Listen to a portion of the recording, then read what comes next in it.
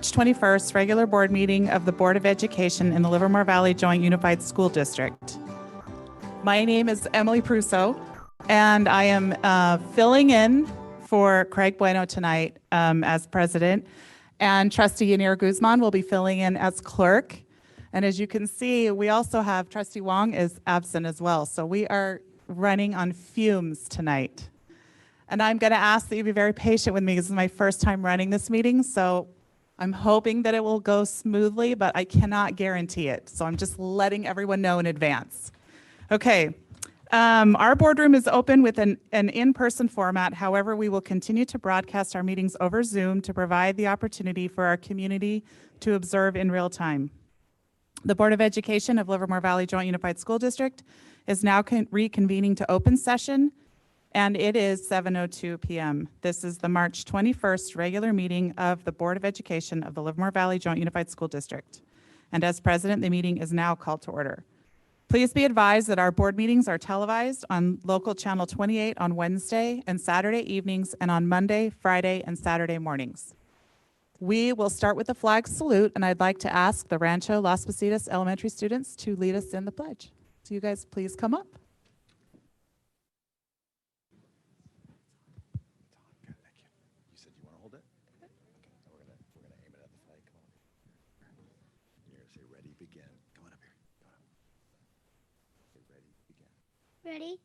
Ready, begin. I pledge allegiance to the flag of the United States of America and to the republic for which it stands, one nation, under God, indivisible, with liberty and justice for all.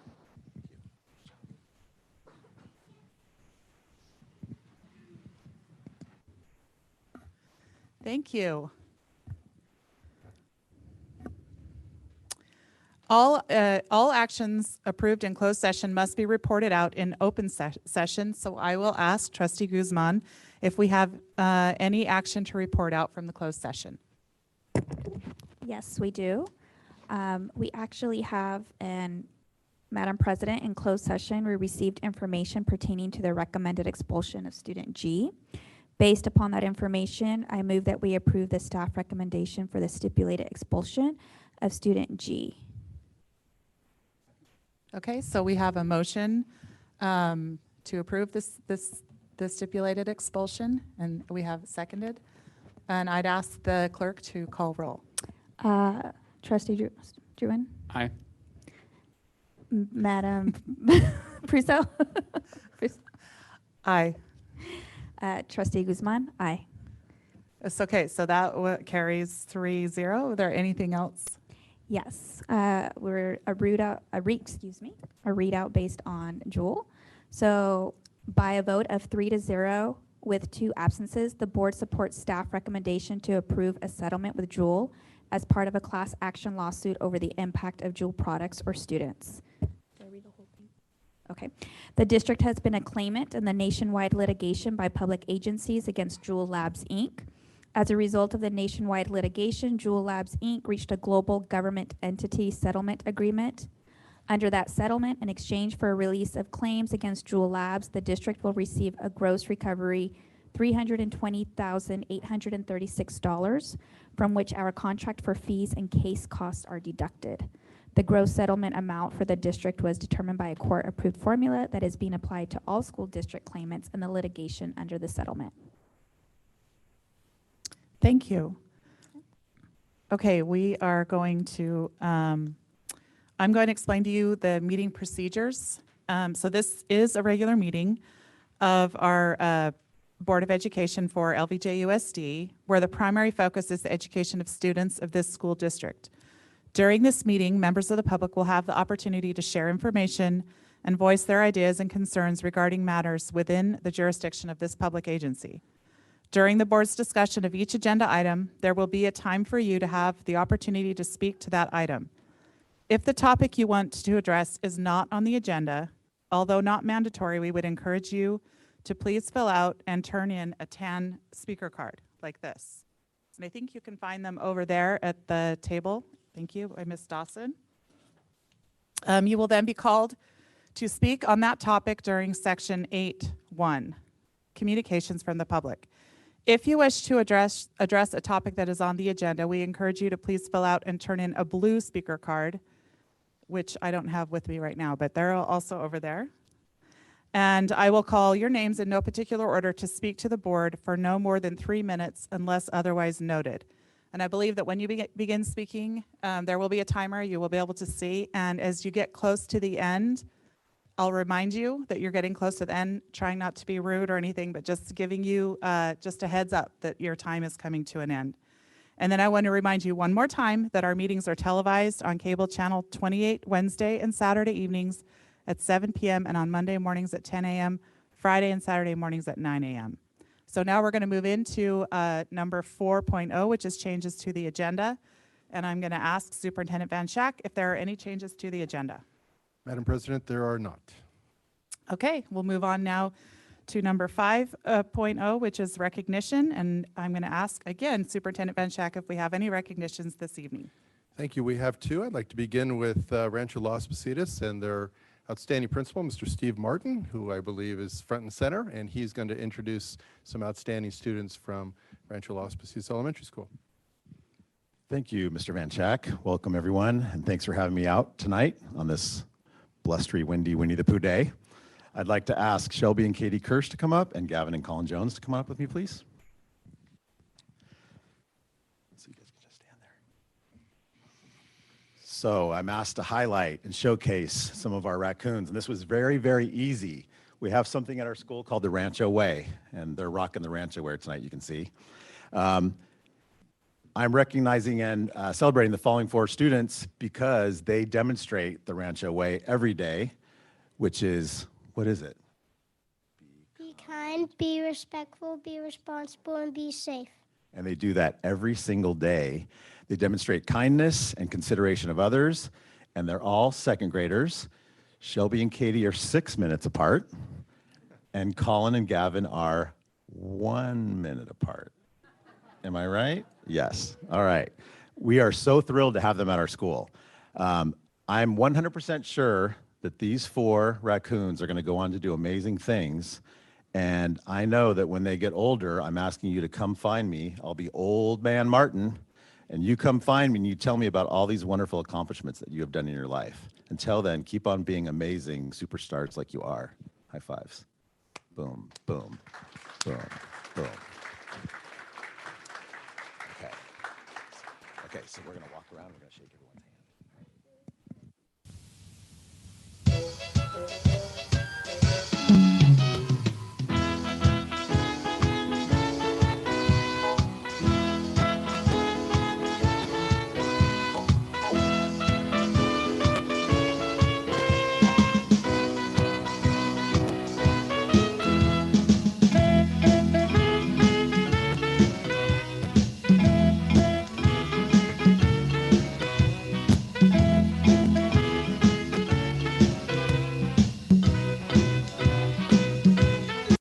But wait, there's more.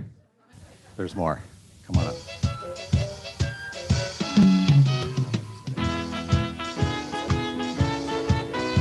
Yeah. So this is, every assembly, we do this song at the end of the assembly, and they all know it because we do it every time. And I'm going to be their talent agent. So you need to realize J-Lo and Janet Jackson have already called me, asking if they could do the Oscars next year. So they're booking fast. So if you'd like them to be at your next party, you got to let me know now because you guys are really famous. Do you know that? Okay, awesome. All right, so we're going to do the song for you.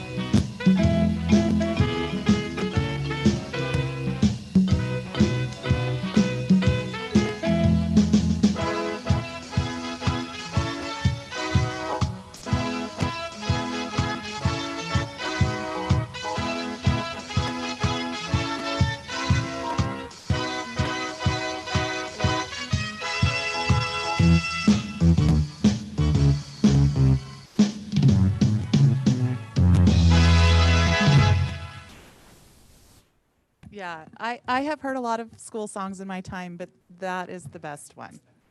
Thank you so much for coming, Raccoons. We appreciate it. Okay, and then it looks like we have another recognition. We are continuing with karaoke night this evening with our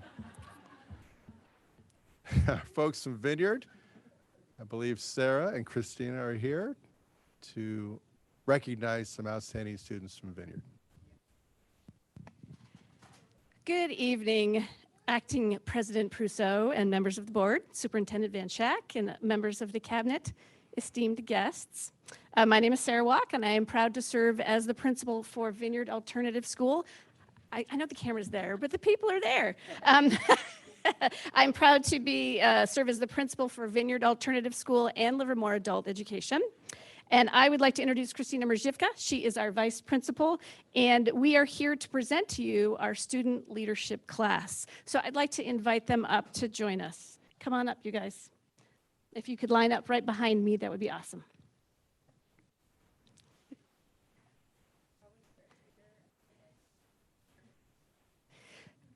So are you guys ready for the song? Go Ravens. So students come to Vineyard for a variety of reasons. Some have family, career, or athletic commitments that make independent study an ideal venue from which they can access their education. Others come to Vineyard to have a small school experience. And some students have challenges for which they need extra support. In the last few years, the number of students transferring to Vineyard due to anxiety and other mental health challenges has been increasing. For these students, the independent study program at Vineyard represents a new way for them to access their education. Independent study is part of the equation, but it's not enough. Human beings thrive on positive relationships, and this is where our student leadership class comes in. In the student leadership class, these young people learn how to take care of themselves while training to take care of their classmates. In the student leadership class, these students learn how to be effective community leaders and peer counselors. They learn how to engage in difficult conversations and coach others to do the same. They learn when to offer advice and when to refer a classmate to a responsible adult. In an environment of independent study, these students help us to remember that individual wellness and success rely just as much on positive interdependence as on personal agency.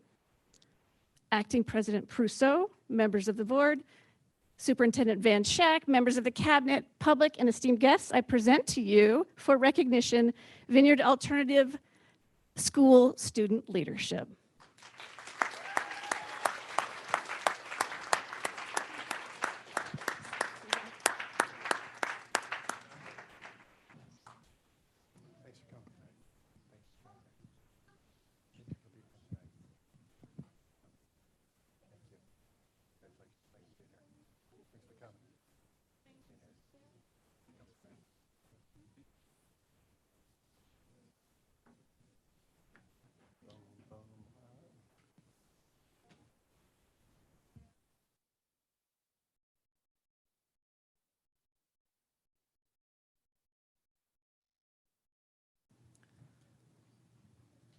Okay, thank you to our Vineyard families. Go Ravens. And I believe that concludes our recognitions for tonight. So we're going to move on to the next item on our agenda, which is our student board member reports. We have two student board members, one from each of our comprehensive high schools, and I get to decide who goes first. And we are going to go with Loudon Philbrick from Granada High School.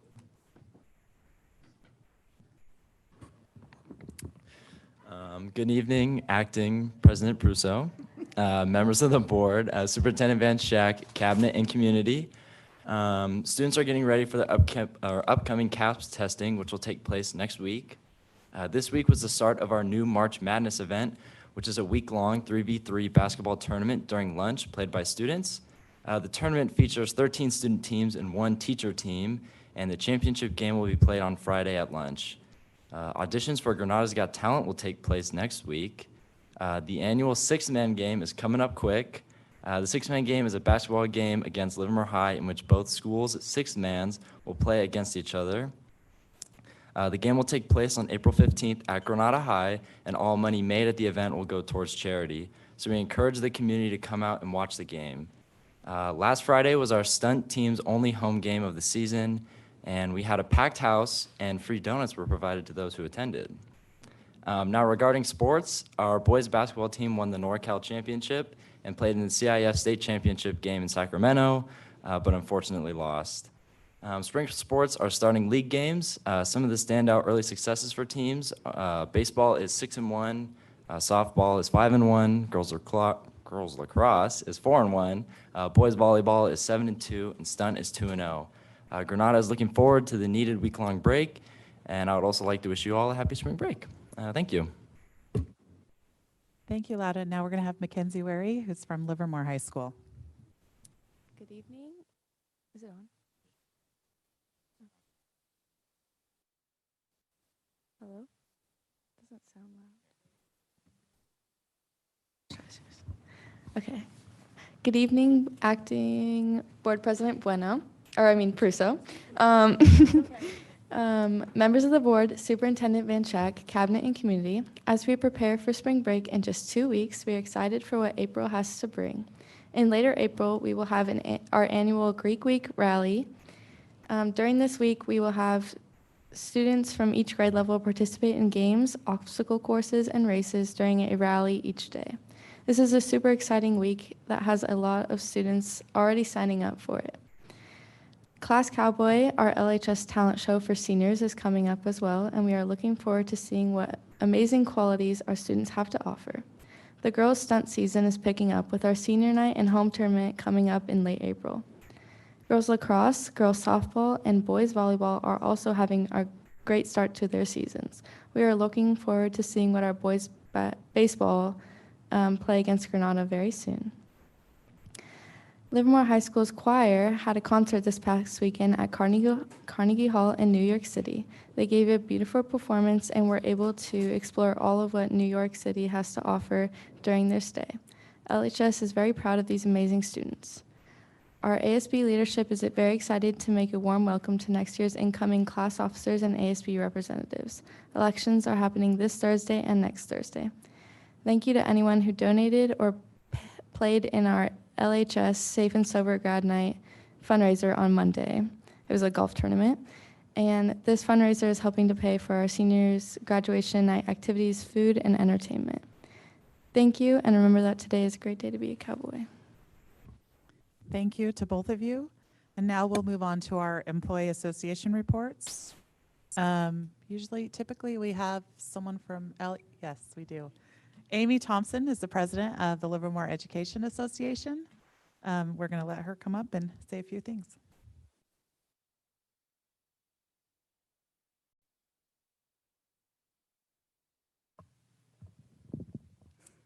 Good evening, Acting President Prusso, Superintendent Van Schack, members of the board and cabinet. I'm Amy Thompson, president of the Livermore Education Association, representing teachers, counselors, nurses, psychologists, speech pathologists, and teachers on special assignment. Since we've reached the month of March, many districts have started recruiting certificated staff for the 23-24 school year. One such advertisement on social media shows that Livermore compensation for first-year teachers in Livermore ranks 7th out of 13 districts. We are excited to have our updated salary schedule approved tonight, as that will move our rank to number 4 out of those 13 districts. We look forward to publicizing our improved compensation package to attract teachers who will make Livermore their first choice for their careers and to entice our current teachers to stay. We're also looking forward to the advertising magic that our Human Resources Department will do with the updated information to ensure that every classroom in Livermore is staffed with a credentialed teacher at the start of next year.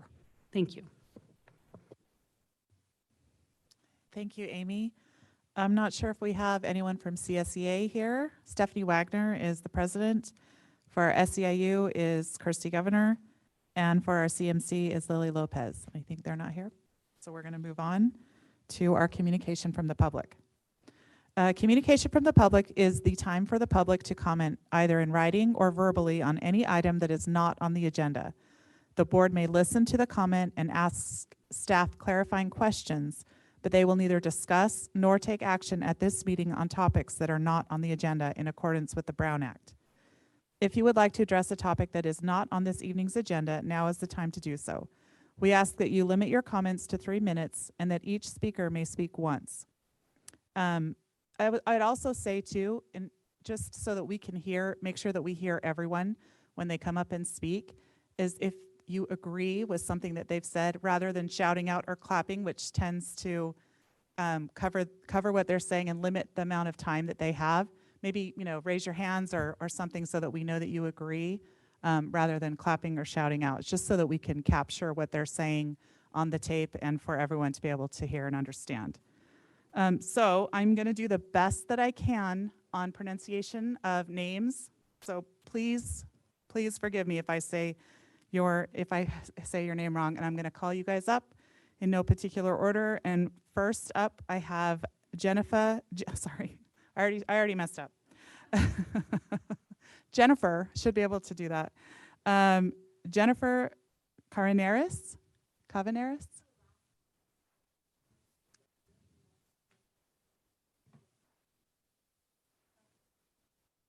Okay. We'll go then to Alex Israz.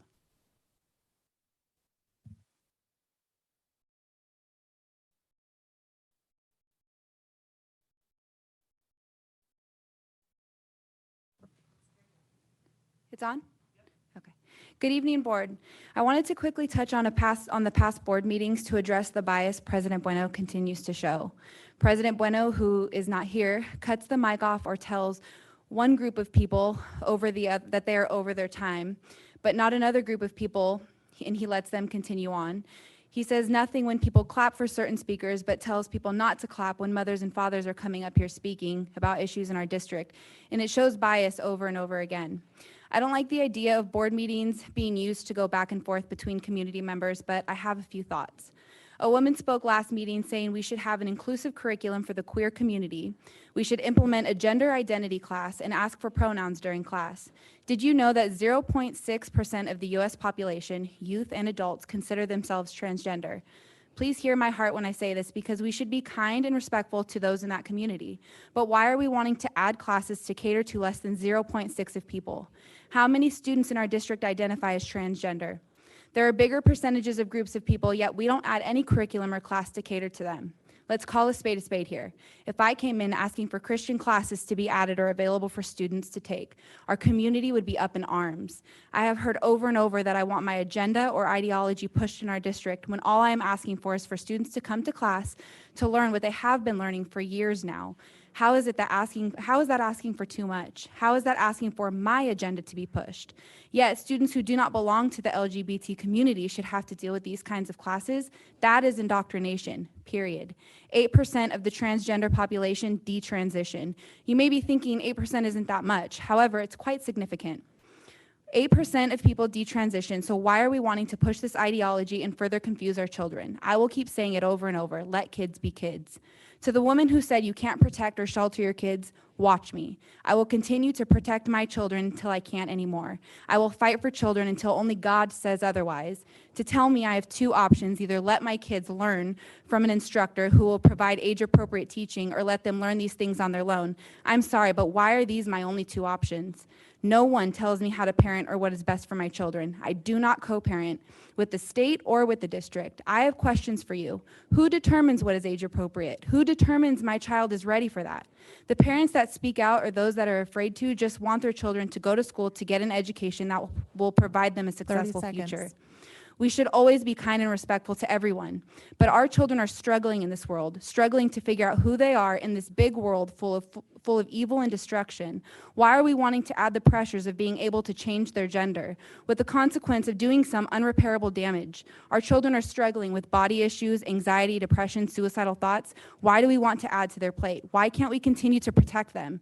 They have their whole lives to learn about the darkness of this world, so let them be kids as long as possible. Thank you. That's your time. Thank you. Okay, next I have Nicole Pilkington.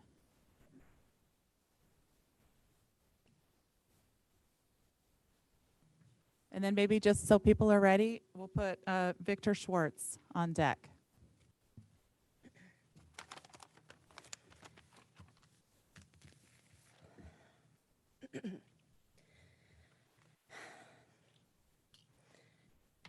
Sorry.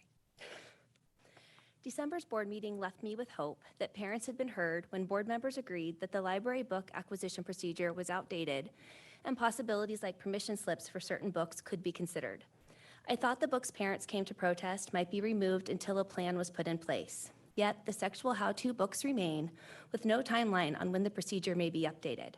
Why are we even discussing whether anal sex and blowjobs should be advice should be given to 11-year-olds in school when the age of sexual consent in California is 18? I've reflected on the Your Gender, Your Choice poster previously discussed. I agree that all children should be included and supported through the difficult years of growing up. However, I don't believe this heavy topic is one for a classroom or hallway. It is one for a family to navigate together. Considering the district's insistence on teaching that parents are not a safe space, I believe it is reckless to promote this controversial topic and expect children to discuss and form opinions on it themselves. This gives children the ability to greatly alter their lives without guidance, love, and support from their families.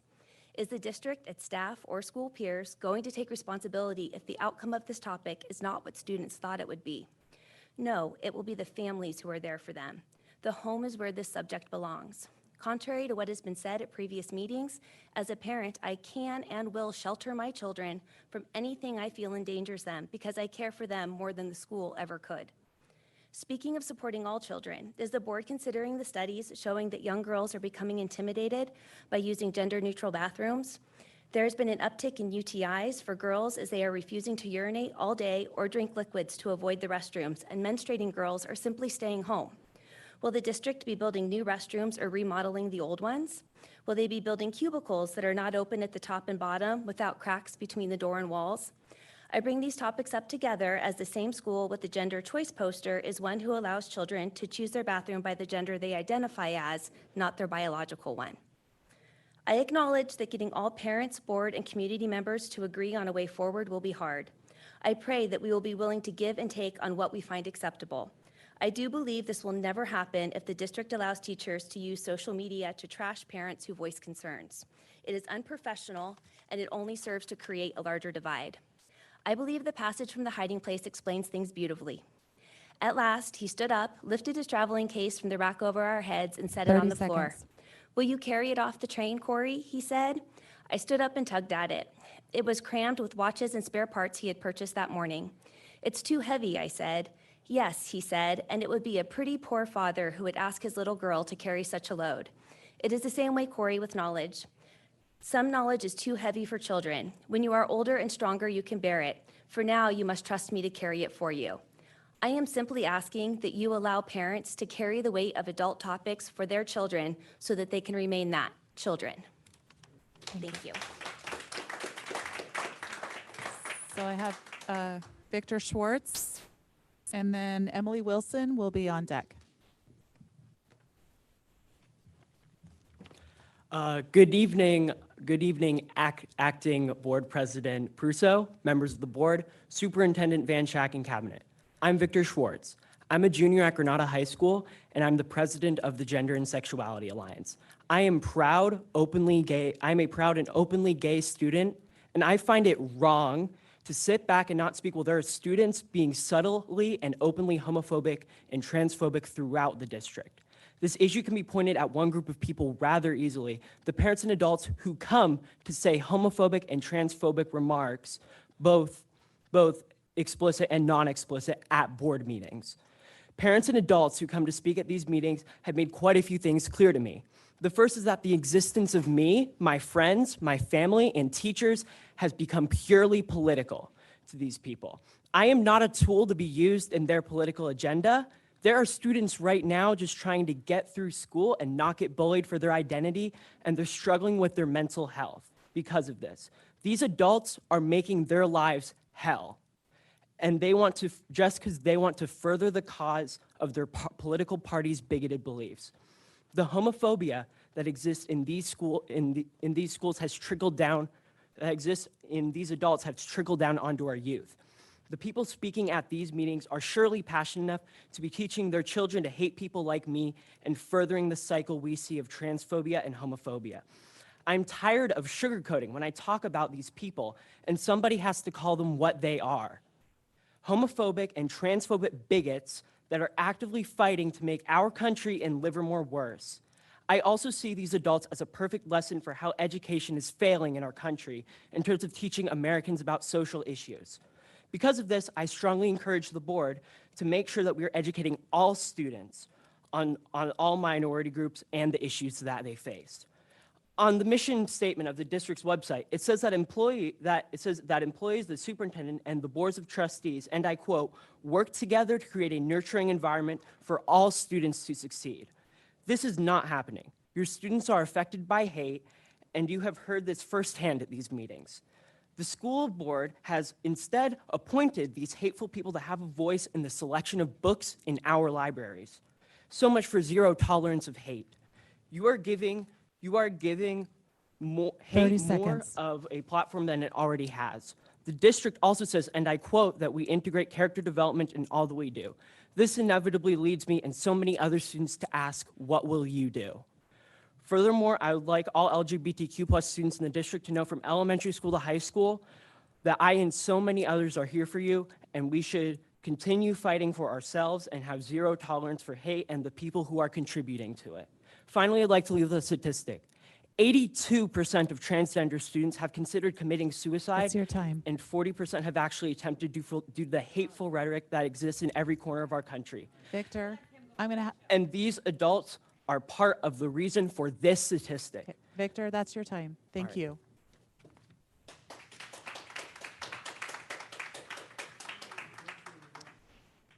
Okay, we're gonna have Emily come up, and then Ron Reed will be on deck.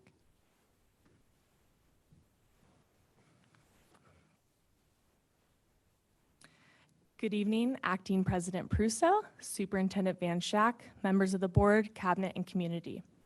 I am Emily Wilson, a lifelong Livermore resident, LVJUSD alum, and a substitute teacher in our schools.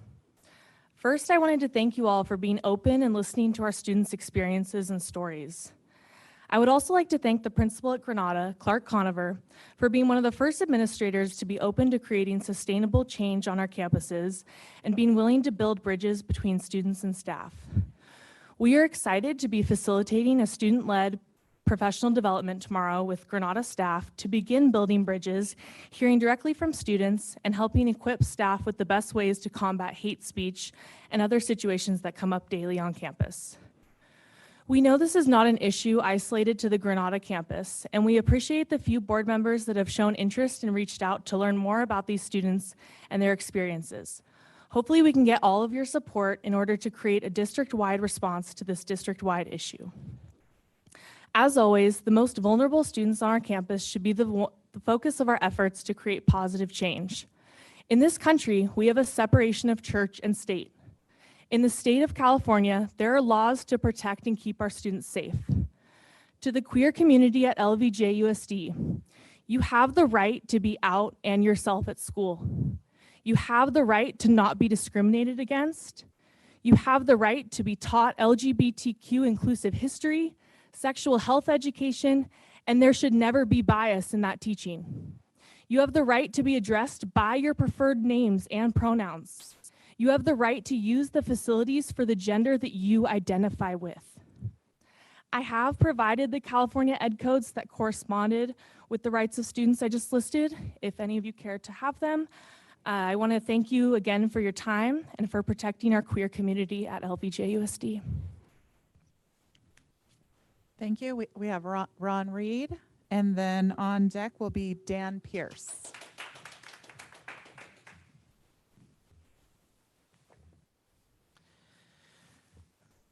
This is off topic, but I'm curious what the district does as far as hiring practices. I was a witness to somebody, I'm not going to name a name right now. If you want to find out, you can ask me, but who's an employee of the school board that spit gum in my friend's face at a public event at a park in town. I was doing this because someone asked me to let the board know that this is going on with some of the employees. Thank you.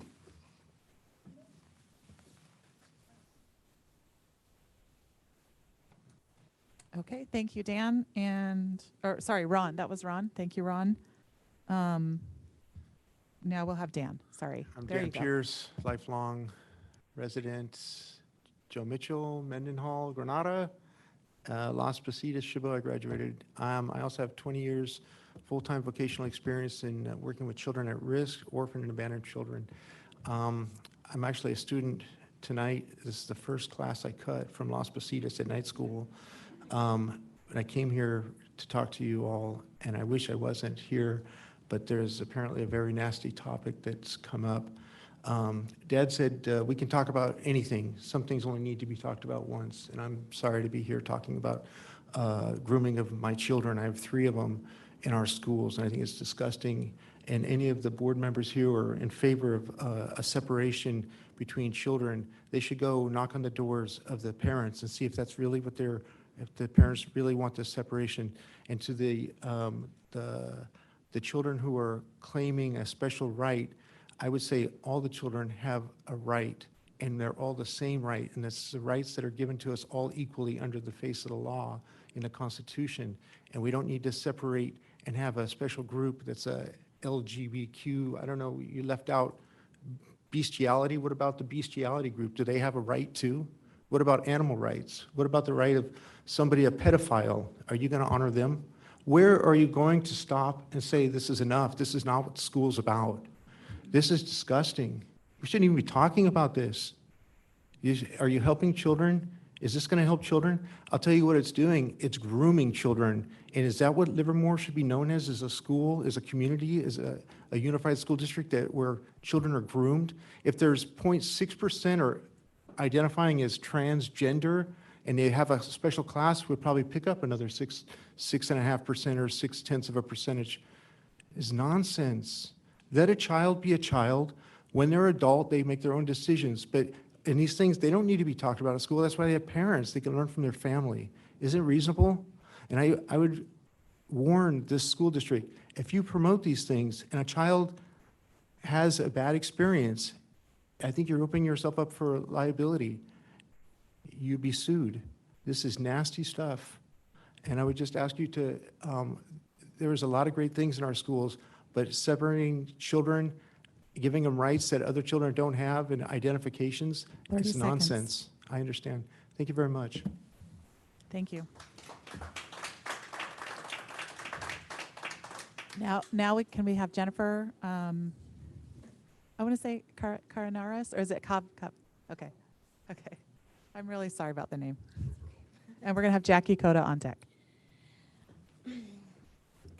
Do I have to hold the button? Okay. Forgive me, I'm really not prepared. I'm going to get through as quick as I can because I've never shared this story before. First, to the kid in the back, I want to say that my brother was gay and I used to dress him up in drag and we would hit up the gay bars in my 20s and go dancing all night long. It's not hate, it's genuine concern. All of this comes down to what is age appropriate, and it's not up to you to tell me what my child is ready for. All of this agenda that we are facing, the crazy train I call it, we need to slow it down, you guys. I don't even blame you. I know most of this is from the state, but it's up to you guys to push back and say no.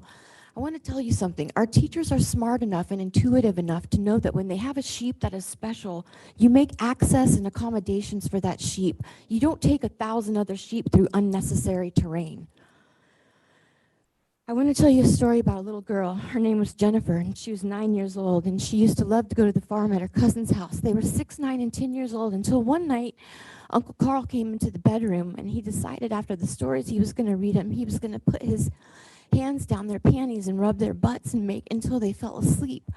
Well, Jennifer was so afraid that she cried and she peed the bed and she didn't understand what was going on. She blamed it on her cousin the next morning for wetting the bed. She never went back to that farm. She never visited the animals because she was scared. In this day and age, because of that, Jennifer, she was already not ever interested in sex. She didn't know what it was. She was afraid of boys. She was modest. Let's fast forward. What if that had happened in this day and age? Would I have been considered pansexual, asexual, polysexual because I didn't want anything to do with sex? Would I have been weak-minded? Would they have told me I should have been a boy? Would I have been confused? Like, you guys, it's crazy. We have to stop this.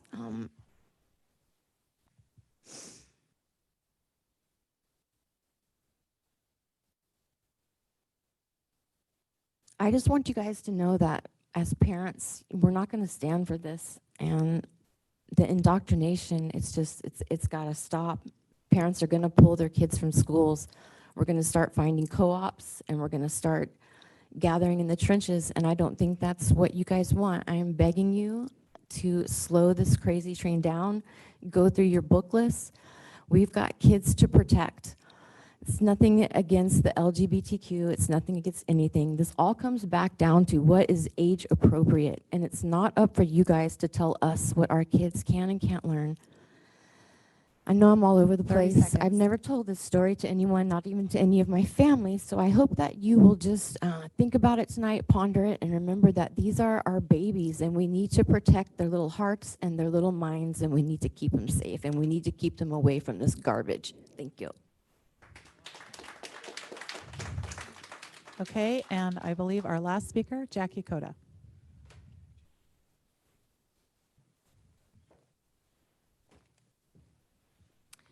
Thank you.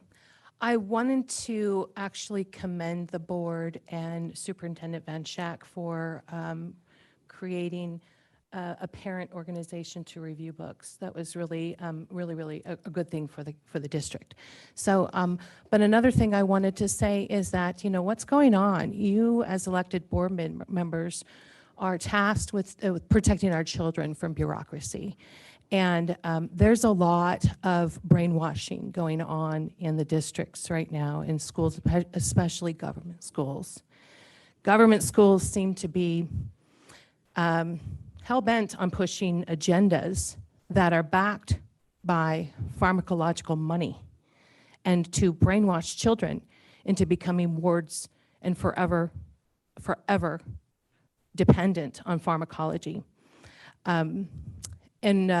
This district is now employing a substitute teacher who is grooming children in an ideology that is dangerous. This person actually told me 2 years ago, probably almost 2 years ago, when I stated a simple fact, there are only two genders, female and male, that my words were violent. What kind of educator do you want influencing children that thinks that way when you're stating an actual fact and they're telling you your words are violent? This influence on children is dangerous because this person is pushing an agenda on children and making them actually do things that are subjecting them to criticisms. When you call yourself queer, what does queer mean? It means you're different. Okay, you're different. When I was in school, I had friends that had mohawks, wore bondage pants and creepers, green hair, rainbow hair, and they got mad when people would look at them and give them attention and make fun of them. Why? Because they were different. When people see things that are different, they get uncomfortable, and so they get defensive, and sometimes they make comments to protect themselves.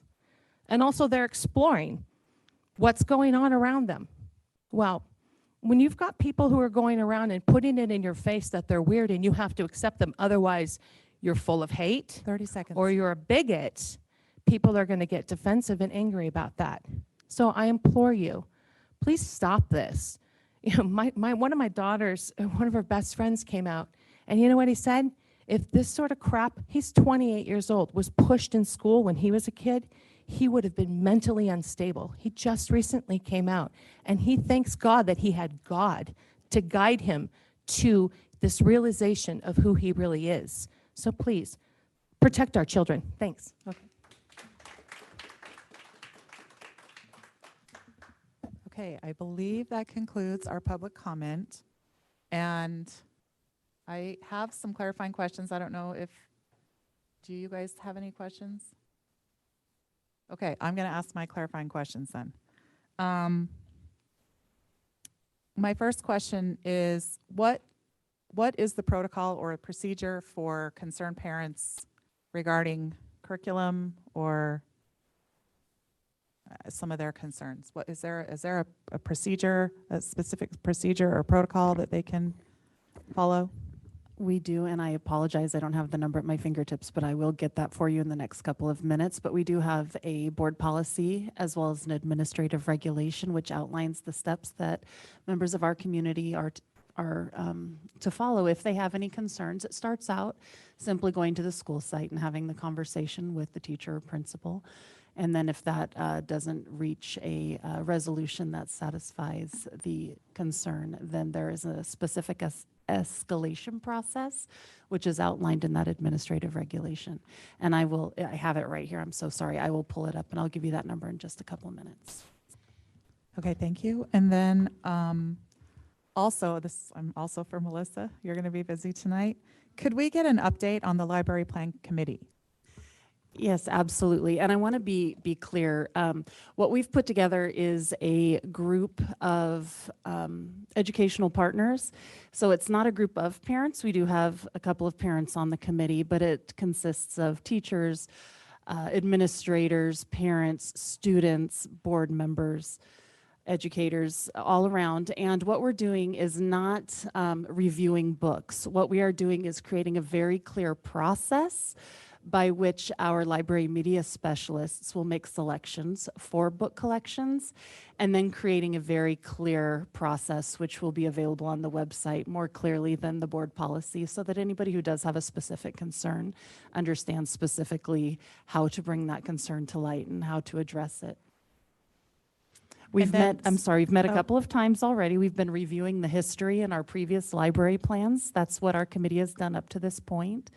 Our next committee meeting, we will be getting into the specifics regarding how we'll make selections in our school libraries and reviewing a form that we will eventually bring forward to our school board and share publicly at a board meeting.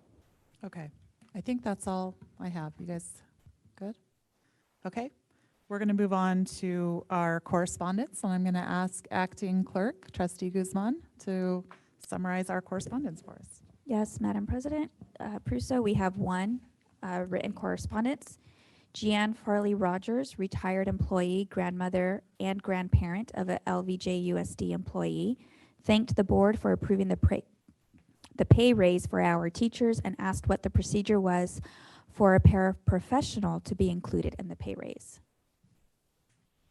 And that is all.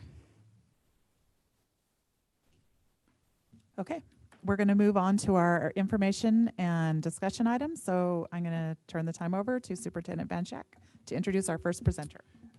Thank you. Just to clarify the correspondence, we did in fact extend the pay raise to the paraprofessionals. So tonight we will continue with our school reports, and we'll start with Rancho Las Positas and Principal Steve Martin, who is going to provide to the board and the community information about student success and plans at Rancho Las Positas.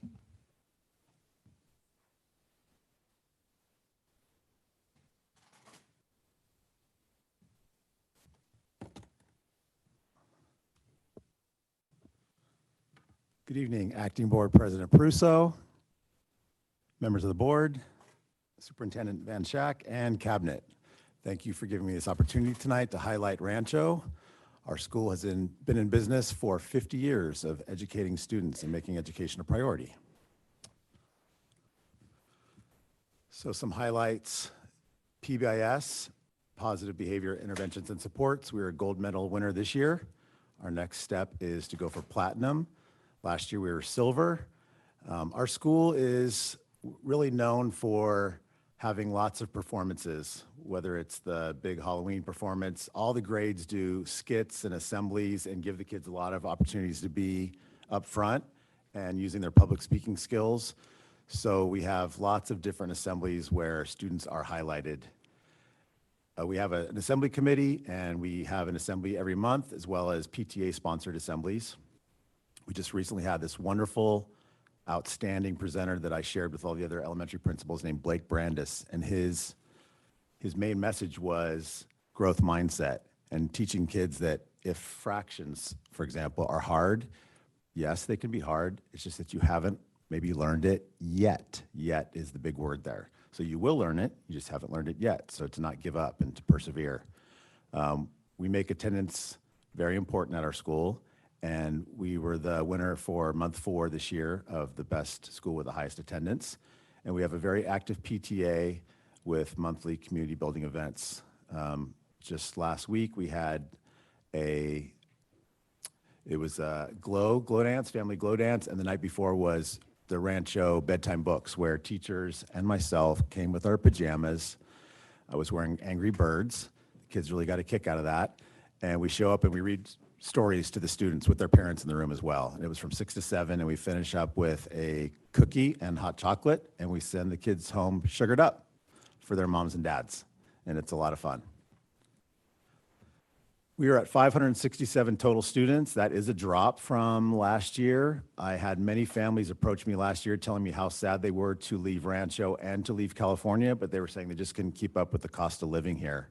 So last year we were closer to 600. This year we're at 567. You can see the breakdown there of our student population groups. CASP data from last year. We were 67% proficient in ELA. We are having our students use universal access time, also known as UA time, where the teachers are working with them to weekly, Monday through Thursday, and they are working and collaborating and making learning the main priority with these students to bring scores up. We also have focus UA time, universal access time for math in the classroom.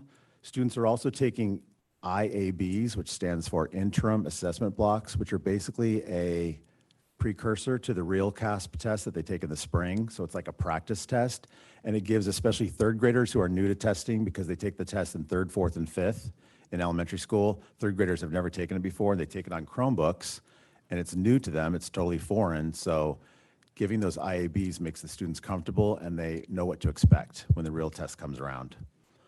Our panorama scores, we had 78% of our students reporting positive connections with their teachers and with staff. And something that I really enjoy doing that I listed there is positive Friday phone calls. And it kind of works like this. I asked teachers in TK through 2nd, one Friday, and then 3rd through 5th the following Friday.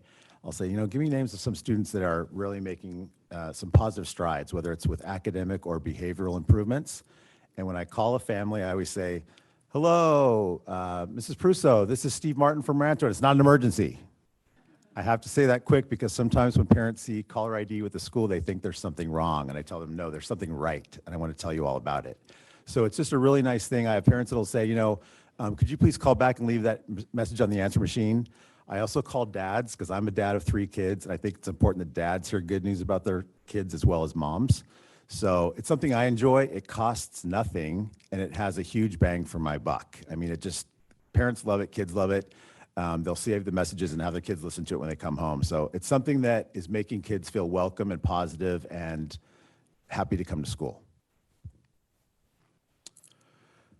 Our EL data, we continue to have ELAC meetings with families. We're trying to hold the next one in person. Sometimes it's hard for families to attend, so we've been doing them online and in person, and our next one will be in person. This one is where we ask for a potluck, and that's where parents really love to come and share their home recipes with the group, so that usually does get a good turnout. Office referrals. We had 48 office referrals. I'm really big on having the kids work it out with each other, like with a peer mediation style. So when a student comes to me and they have a problem, I always help them. I make it utmost importance. It's a priority that day. And I try not to suspend, because sending them home could be a reward for some kids, because they get to go home and watch TV or do something that, is not at school. So I try to keep the kids at school as much as possible, and we work it together. And we use those I statements. You know, I didn't appreciate when you said this, not you, because that I need the kids to take ownership on it. Easy CBM, curriculum-based measurements. That's something that we give 3 times throughout the year, fall, winter, and spring. And it's every student in our school gets tested, and we can see how they're growing in those areas. We were 85% fluent in grade 3 and then first grade was 60% proficient. So we continue to make strides with Easy CBM. We have 2 intervention specialists that help us with this, as well as the teachers. I just reestablished, during COVID, we had shut down our Friday run clubs. We just started it back up again. We've had 5 so far. I bring a big music box out there. It's a lot of fun. We have lots of parents. If you were here earlier, you saw some of the slideshows with parents and kids running around our track. Rancho is pretty unique in that years ago, before I was there, again, the school's been there for 50 years, but about 20 years ago, the community got together and built the track. And it took a lot of people, and it's amazing. It's just like a regular high school track, 4 laps is a mile. And so we really take advantage of that.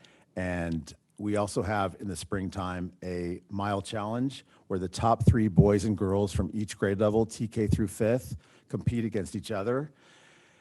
And you might be thinking, well, only 3? Well, it's the 3 top boys, 3 top girls, so 6 per class. But it's amazing. It's one of those feel-good where you just get the chills, because all the students that are not participating in the run are carrying banners and signs and cheering their peers and their classmates on. It's just like a wonderful feel-good morning. And Mr. Dupuy, our 4th grade teacher, Amy Dupuy's husband, runs that. And he does a fabulous job. So if you're around, I would love for you to come check out the Mile Challenge in the spring. I can give you the date.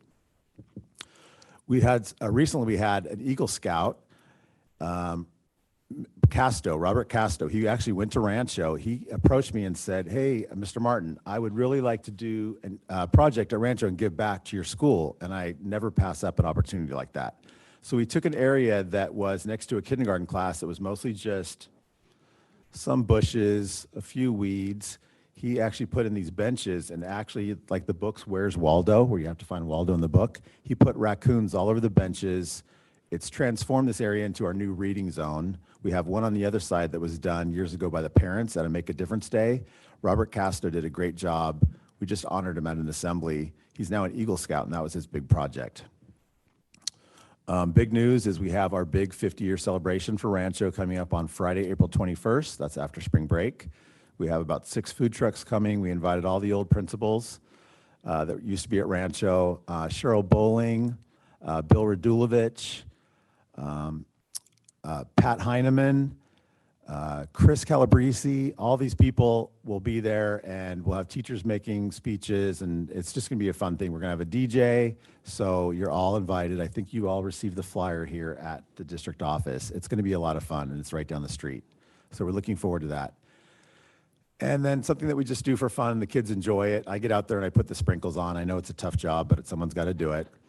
We sell Menchie's on Wednesdays. It's a fundraiser for us. Menchie's is down the street at the Nob Hill Shopping Center, but it's a nice day on a Wednesday when it's not raining. The kids come out, and Menchie's gives us a kickback towards our PTA. It's just fun. The kids are always out there with a smile on their face. Everybody loves Froyo. So it's just a nice thing that we have going, and we're going to keep it going. There's a picture of Run Club with a couple of our students. It looks like there's only 3, but honestly, there's about 50 on the other side. There really were more than 3. You can see that's our solar panels up there. And in the springtime, I am looking to get our students back outside. That's where we ate when we were during COVID times, because of course that was considered safer to be out in the fresh air. It's just nice because it's green and it's less noise bouncing off the multipurpose room walls. So once we return from spring break, I am all for going back outside under the solar panels. There's the bench I was telling you about. So in the upper right corner, that is the area that Mr. Casto, he's actually a senior this year at, I want to say Granada, Robert Casto. And there's one of the little raccoon symbols that he put all over the benches. So I always tell the kids, how many symbols did you find? How many raccoons did you find? So they get excited about counting. That's next to a kindergarten classroom.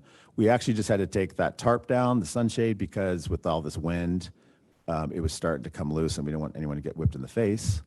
So it'll go back up when the weather improves.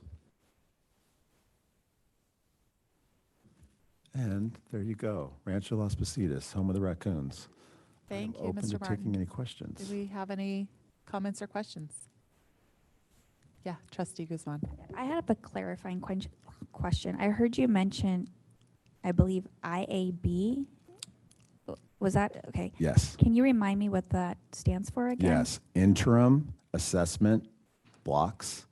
And so basically that is a practice test for the CASP. And we have them in ELA and math. And there's 2 different ones that the students can take with their teachers. And they take them on the Chromebook. Okay, thank you. And it's just good preparation. It's like test prep for the CASP. So the real thing happens in May. We have a window of time. So the interim assessment blocks are a chance for the kids to get a sneak peek. It's like a trailer. It's a preview. You're welcome. Trustee Druid? As an Eagle Scout, I appreciate you working to support Scouts. It takes a community to support them. So thank you for that. I built a bridge. My brother did something for the high school that was used much better than mine. But I'm interested in the PBIS gold medal. What does that mean? What did it take to get there? That students at Stan State work at schools that say that they're PBIS and they don't know what it is and want to get support. So I'm interested in what that looks like from the inside of a school that's doing it right. Yeah, so thanks for the question. So all throughout our school, we have posters that demonstrate how students should behave in that area. So for example, in the bathroom, and we had Girl Scouts come, I should add, and they put the Rancho Way, be safe, be kind, be respectful, be responsible. They actually painted that in the bathrooms with stencils. But like in the bathroom, it'll say, this is a potty, not a party. So, you know, you go in there, you do your business, and then you head out. In the library, it's, use quiet voices. Out in the blacktop, it's all about being safe, being respectful, being responsible, and being kind. So we use those as the landmarks, and then we put the specific behaviors we'd like the students to demonstrate in those areas. Also, every single student, we do Wednesday morning announcements along with the Pledge the Flag. We always talk about the Rancho Way. And how, is that the Rancho Way? When the students made a decision, is that the right decision? Is that the Rancho Way?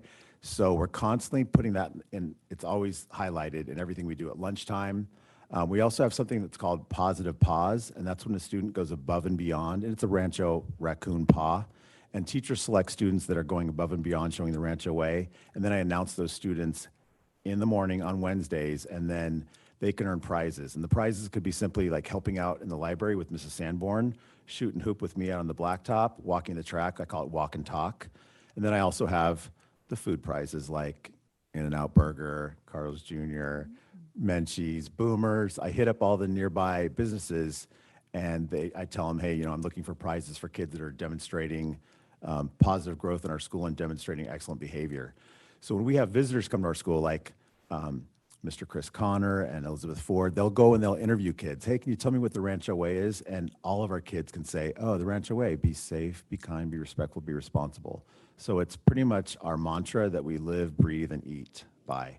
And so that's how we got the gold, is because it's part of our daily life. It's not something we touch on once and then ignore it. Every day, every way we talk about it, which is why it was easy for me to select these kids tonight that helped me. Yeah, Awesome, thank you. they were so cute. Do you have a lot of twins at your school? We do. There's something actually in the water. That's my first question. Yes, there really is something in the water. Adorable. Yeah.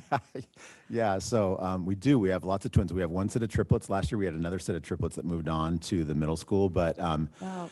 I'm a dad of twins myself, and so I think it's fascinating. I love to see how they interact with each other. They're so kind to each other, and that's one of the things I always just sit back and I watch them. And so we do. Maybe We I should have. have had twins. My kids are not so kind to each other. Yeah, they really are. I did want to say, I think it's great. Everything that you're doing is great. And I love visiting Rancho. It's a great place to visit.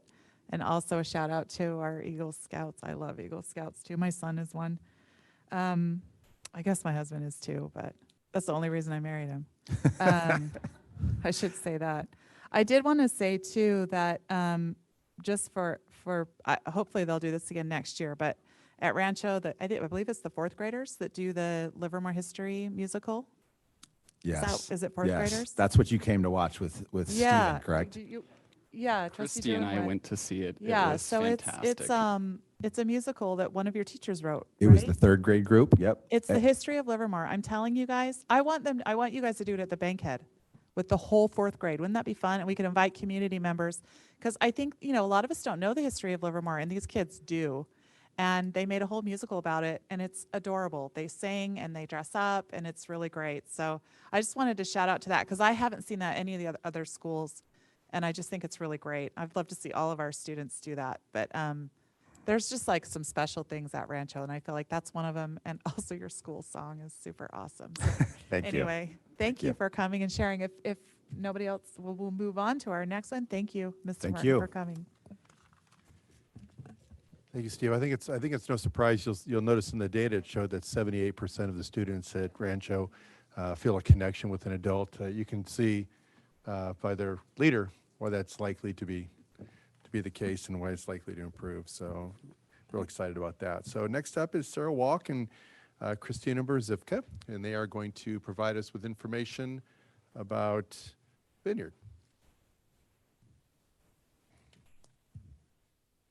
Hello, once again. And Mr. Van Schack, I want to acknowledge your attempt at saying her last name. You're very close, very close. Merzivka, this is Christina Merzivka. And as the Ravens, following the Raccoons, I want to thank you for inviting us to scavenger night here at the Livermore Valley Joint Unified School District Board office. So Vineyard Alternative School, we are happy to share data with you, and Christina is here for moral support. So we here at Vineyard, this is the 29th year that Vineyard has been offering independent study, which is really exciting to find that number, and looking forward to having a 30th celebration next year. We are in year 4 of our 6-year WASC accreditation, and we are proud as a California Department of Education program of choice, independent study, to offer a non-traditional access to a quality Livermore education. And we do so, some of the elements that we have is we have virtual instruction for elementary and middle school students. And we do have a hybrid format for high school students. So they can attend some of their classes in person, some of them virtually, or they can choose to do one of all or one of the other. Our group classes, which is a new addition to our format, is adding more group classes. Independent study has in the past been more of a one-on-one type of a situation. We've added more small group classes because following our WASC visit just prior to our COVID lockdown, one of the things our students let us know is that even though they're independent study, they do not want to be isolated, and they really want the opportunity to socialize and to interact with their peers. So we have enacted more small group classes, and when I say small, I mean small, between 5 and 15 students. And we do still have the opportunity for students who thrive best in one-on-one instruction. So some students choose to have one-on-one instruction for those subjects that are most challenging to them. Some of them, their personal situations lend them better to one-on-one instruction. So we give them, they have more choice now. They can do some classes one-on-one, some small groups, some virtual, some in person. So we're really pleased to be able to offer so many different options to our students.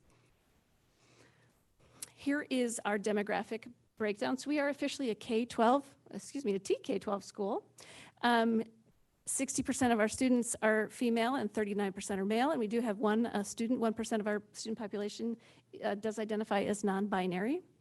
And this is the breakdown of our students by level. We serve by far the most of our students are high school students, and elementary and middle are tied. This, prior to COVID, elementary would represented maybe 3 to 5 students a year. So with COVID, things changed, and it's interesting to us who've been at Vineyard since before COVID to see the elementary numbers stay higher after the lockdown. So that's very interesting to us.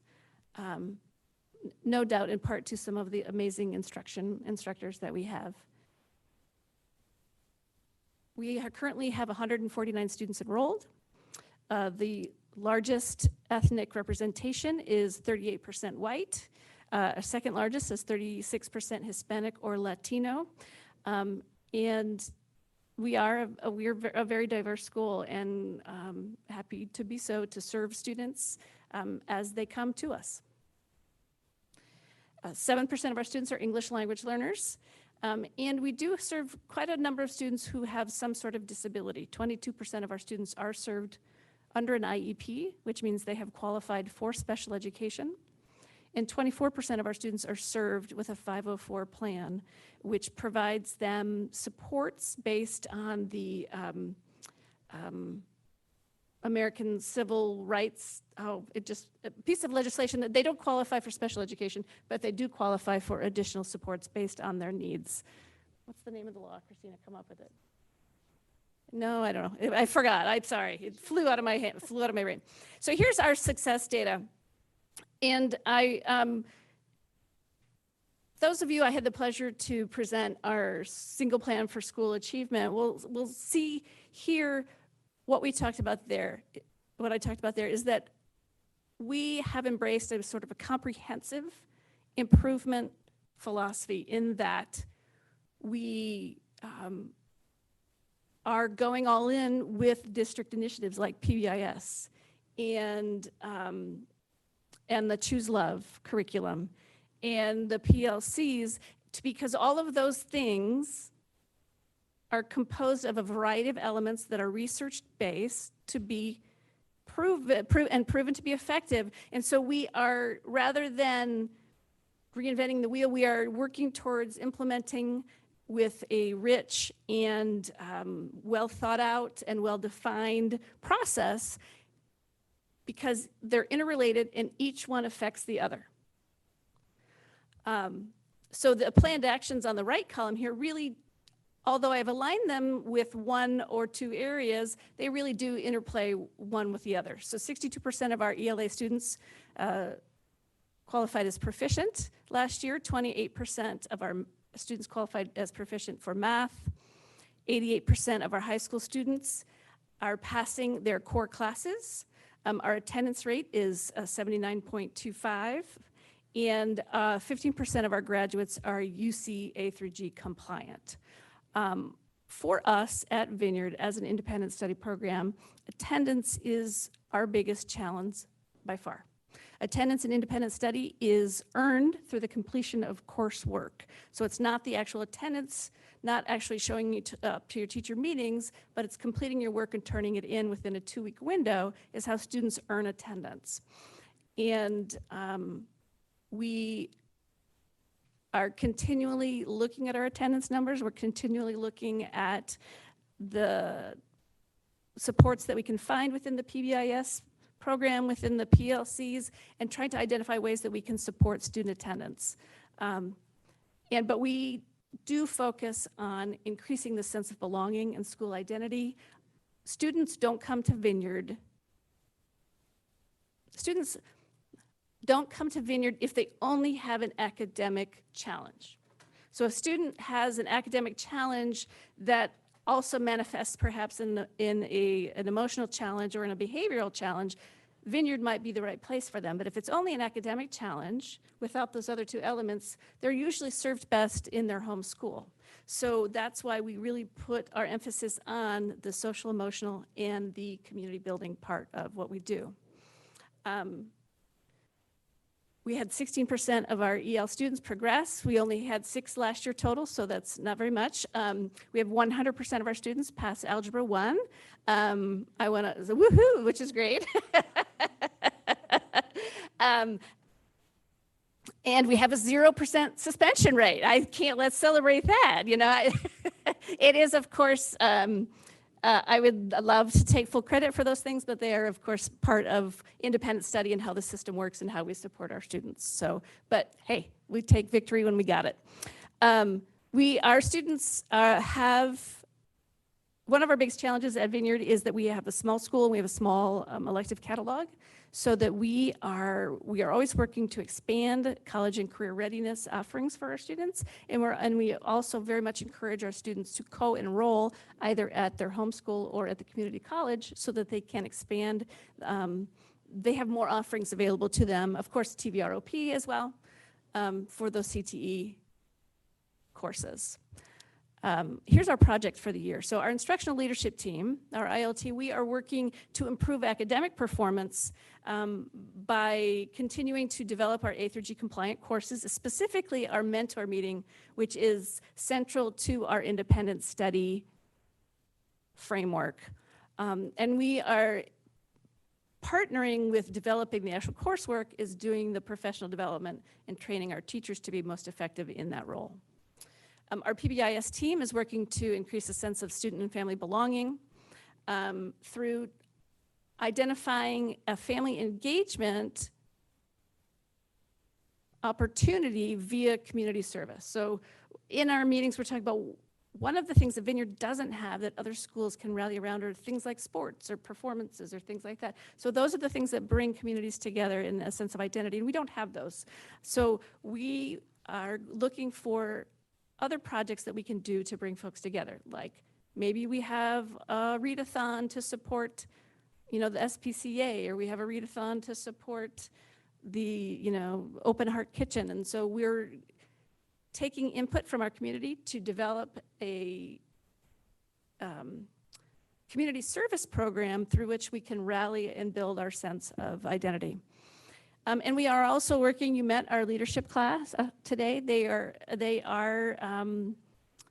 the heart of building that community, and they really do reach out. And sitting by the front office, I always enjoy hearing someone say, "Oh, are you new here?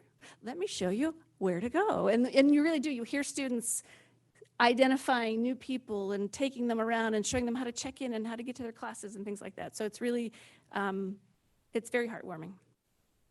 Our front office team is working to improve the family and the student experience through continuous streamlining of administrative processes, including our new student enrollment and our student transfer, which is a continual process for us at Vineyard. We have folks coming in and out all year. And our counseling and administrative team, we are working towards full integration of our Power School scheduler in order to improve our graduation rate and increase our UC A through G compliance. So those are the big projects on the various levels at our school this year, and go Ravens. Okay, Trustee Guzman. Yes, thank you. I have a couple questions on this. So one of my questions is, how many staff do you have, or how many teachers, and do they teach multiple grades or subjects? How does that work? In our elementary program, we have 2.5 teachers. We have 2 half-time teachers in elementary. So the independent study law for elementary is that each student has 1 hour of synchronous instruction each day. So we have one instructor who teaches kindergarten 1st and 2nd, 1 hour a day virtual, and another instructor who teaches 3rd, 4th, and 5th, 1 hour virtual each day. And they both have a 0.5 contract. We have, at our middle school, we have a core teacher who teaches the core subjects. We have a 0.5 science teacher and a 0.5 math teacher at our middle school. And at our high school, we have, our middle school teacher, he's also a credentialed PE teacher, the science teacher, so he facilitates the PE class as well. We have 2 English teachers, 2 math teachers, 1 science teacher, 2 history social studies, 1, you'd think I'd know this number off the top of my head, but I don't, I apologize. 1 health PE, so relatively small. So our teachers we're working, part of the scheduling project that Christina has been working on really very rigorously with our counselor is to reduce the number of preps that our subject teachers have, because we have such a small, we have to do a lot of things with a small group. So that's part of that project, so that we can help students focus, or to help teachers be able to focus their instruction each trimester based on the limited number of offerings. I don't know if that answered your question. No, it did. Thank you. And then I heard 14 elementary students is bigger than pre-COVID or before. I'm curious, what is the data like, or are families sharing why they're choosing to do independent study or Christina works more closely with the elementary school family, so I'm actually going to turn the mic over to her. Yeah, so both elementary and middle school, we have a lot of different reasons. We have some extremely competitive athletes who are like pre-Olympic. We have some students who have disabilities, and going back to an in-person setting isn't ideal for them right now, as well as their siblings. And then we have kids who just like it, which is awesome. It's great to hear kids being like, yeah, we were thinking about going back to in-person, but we really just like it here. So I think those are the main reasons: disability, competitive athletics, and they just like it. So I just want to say that I think it's fantastic that Livermore Unified School District offers such a wide variety of options for students, that I think that, during COVID, there were some students that the online learning environment worked with them. And then secondly, I'm pleased to hear, hearing the challenges that you've addressed, and then thinking about trying to build a school identity is really challenging. But I think that grappling with that and trying to help students feel that sense of school belonging is really important. And I think using public spaces, doing digital murals on web pages, there's research out there that exists about trying to be creative about building school identity around using digital technology for that. And then lastly, was it FAPE ESCA or ESSA? Oh, the Americans with IDEA. Disabilities Act. Yeah. Is it Americans IDEA. with It's 5 of the, Sorry. okay. Roll the Thank you. dice. That's it. I didn't get it right, though. Yes. Thank you, Melissa. Ms. Didi, thank you. I just wanted to thank you for bringing your leadership class tonight, because I think it was really great to see the community that they have. And I agree that this is a challenge for you. I think about our other schools, like our Livermore and Granada, and our elementary schools and stuff. And I think a lot of the community happens on the sidelines, right?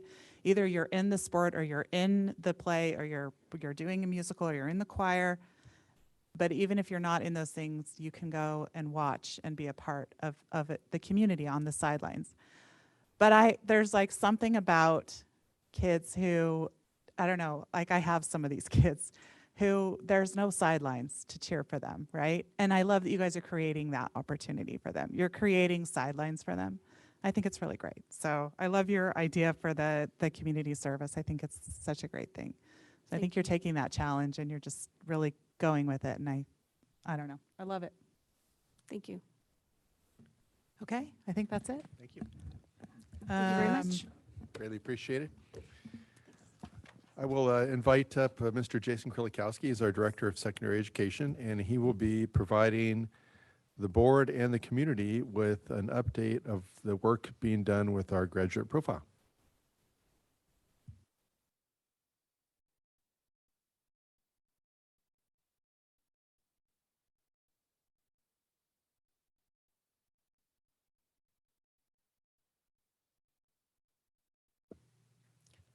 Test. Okay. Good evening, Acting President Prusso, members of the board, Superintendent Van Schack, and cabinet members. My name is Jason Krolikowski. I'm the Director of Secondary Education, and it's my pleasure tonight to speak to you about the graduate profile. Everything we do is grounded in our mission statement. What we're going to talk about tonight will enhance the mission statement. It's not meant to replace, but it gives us a visual and a destination of where we want our students to end at. It also grounds our work, and it will, like I said, it will align the work that we're currently doing into the future. In Livermore, we're very fortunate. We have a lot of opportunities for our students. We have a large focus on the A through G completion, as Principal Walk just referenced. We believe strongly in our rigorous academic programs such as the Advanced Placement Program. We have a strong push and belief in our students being college and career ready, and a strong partnership with our local community college within town and outside. We also offer a wide variety of visual and performing arts, and then of course an outstanding athletic program. So these are the things that we're already pursuing and have spent many years in making sure our students can be successful and have choices once they graduate from Livermore. So what is a graduate profile? It's to be used as a true north. Unlike a mission or vision statement, it's a document that a school or district can use to specify the cognitive, personal, and interpersonal competencies that students should have when they graduate.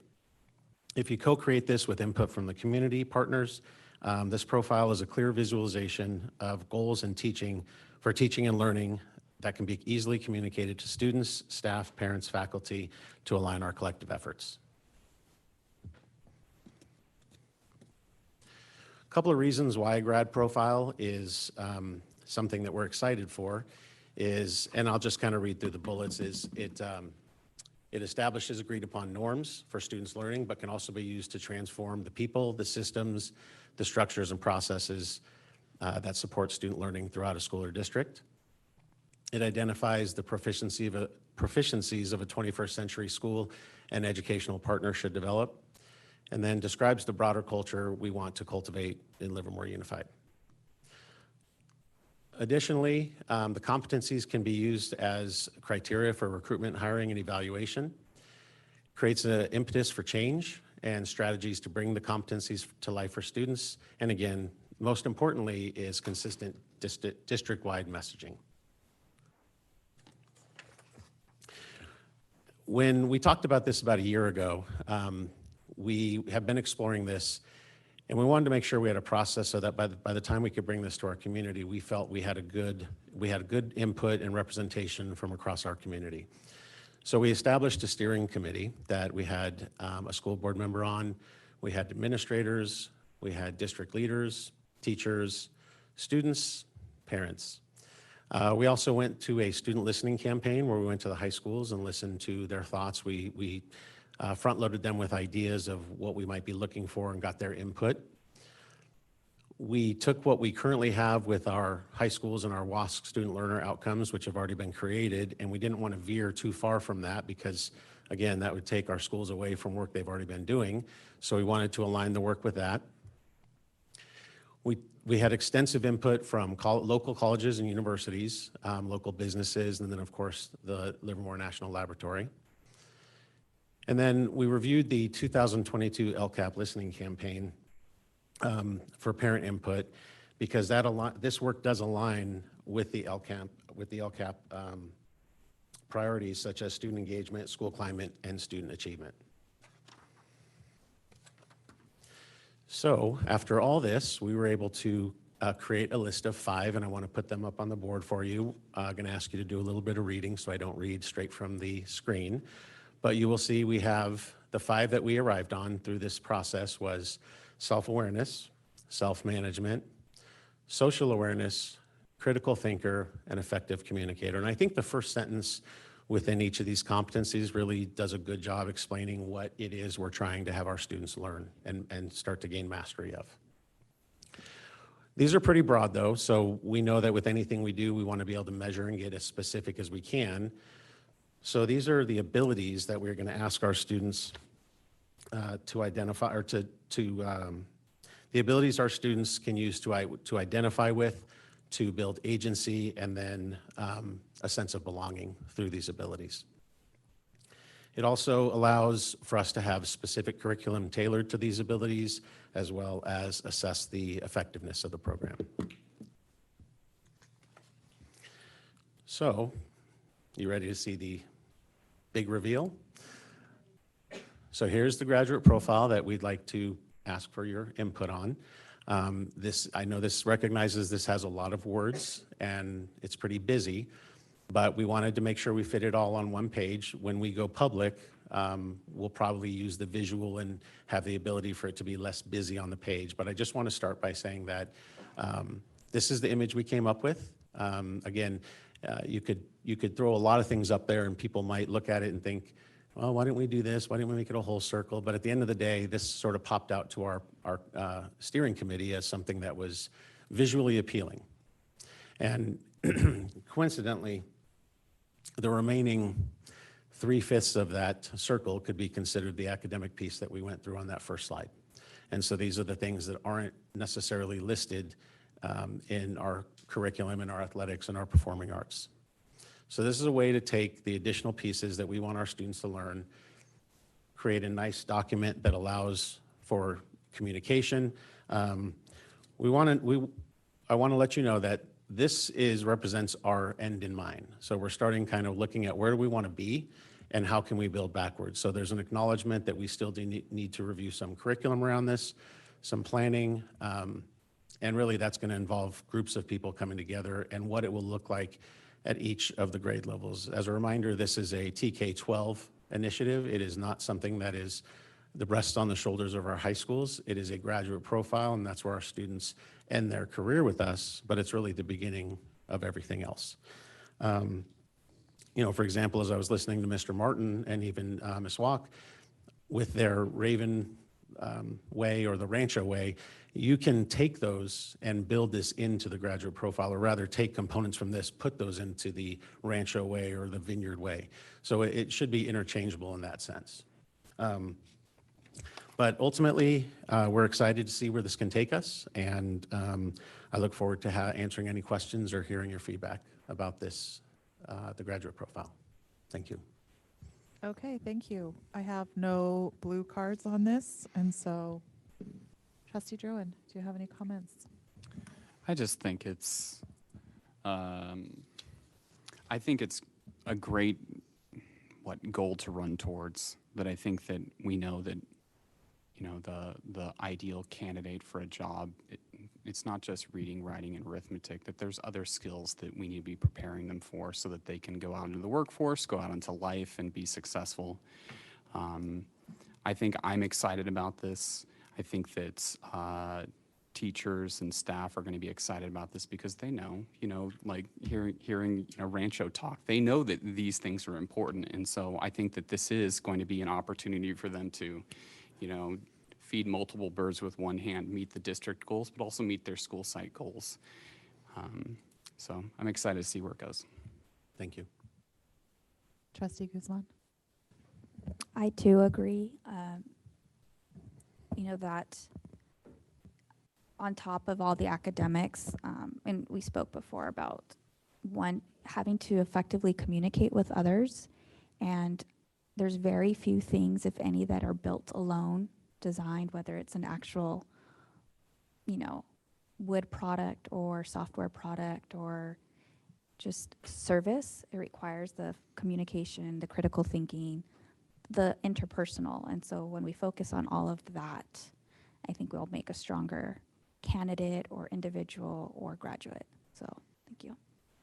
Thank you. Yeah, I agree with both of them. And I think you already said what I was going to say. We've had, like tonight, we had 2 great schools come and present. And you can see that a lot of the things that the schools are doing already fit into the graduate profile.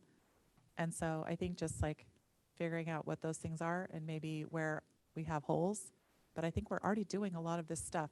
But I still think it's important to put the goal out there, to write it down and to work towards it and decide what are we doing that's working and that's moving towards that. We'll keep that. What do we need more of? And what can we do? I think it's great. Thank you. I'm glad we're doing it. So thank you so much. Thank you.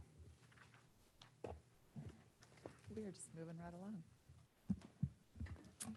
Okay, and now we are going to moving on to our action item.